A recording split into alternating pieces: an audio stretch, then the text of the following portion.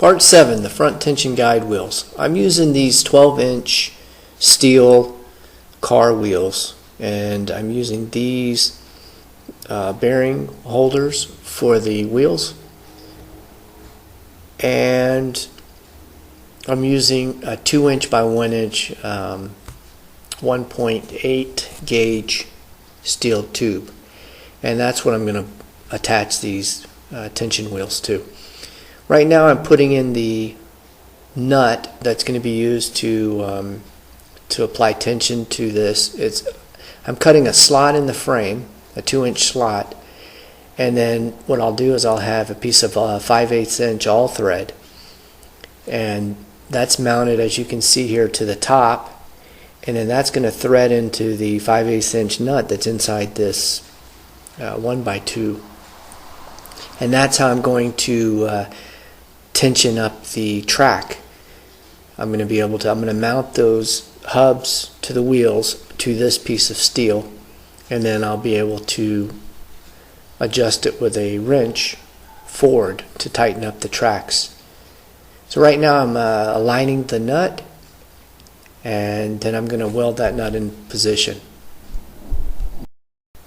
Okay, I used this bolt just to keep the threads clean while I welded it.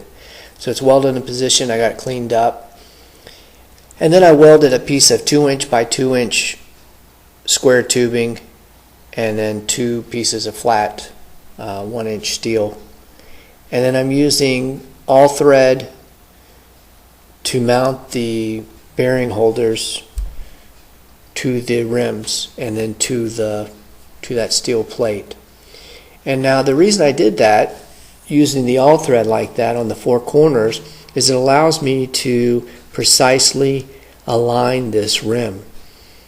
And what I plan on doing at a later time is reinforcing this somehow. It's pretty strong right now, but I plan on reinforcing this at a later date. I painted them, took them back off and painted them, and then this is to show you how I install the system here, the pieces. I used 2 pieces of 2-inch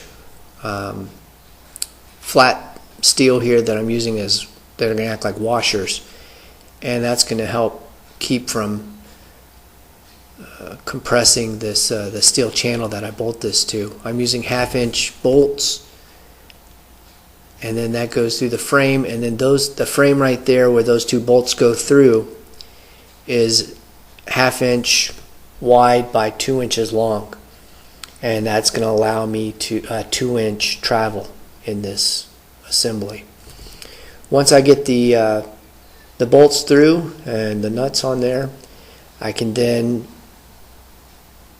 install the 5/8 inch threaded rod that I use to apply tension to this.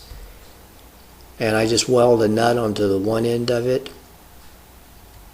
and then I thread that through. I have a lock nut, and then I thread that through and attach that to the other nut that's inside the steel tube. And then, as you can see, I can just tighten this up, and it will pull the wheel assembly in, and then I'll be able to put the tracks on and then extend it out to tighten up the tracks.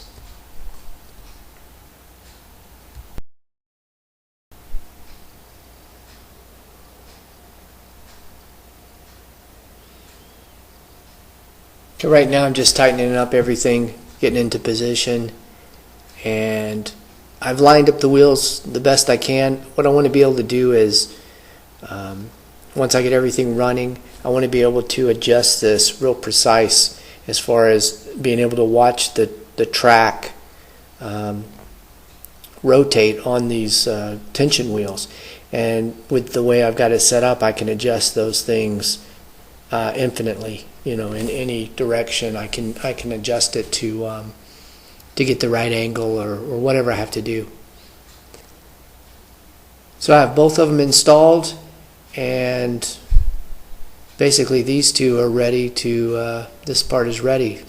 The next part is going to be installing the wheels in the back, which will be the drive wheels, and in a later video I'll show you how I make that. This is what it's going to look like with the 12-inch rims for the drive wheels in the back and then the tensioners in the front. Just to give you an idea of what it's going to look like.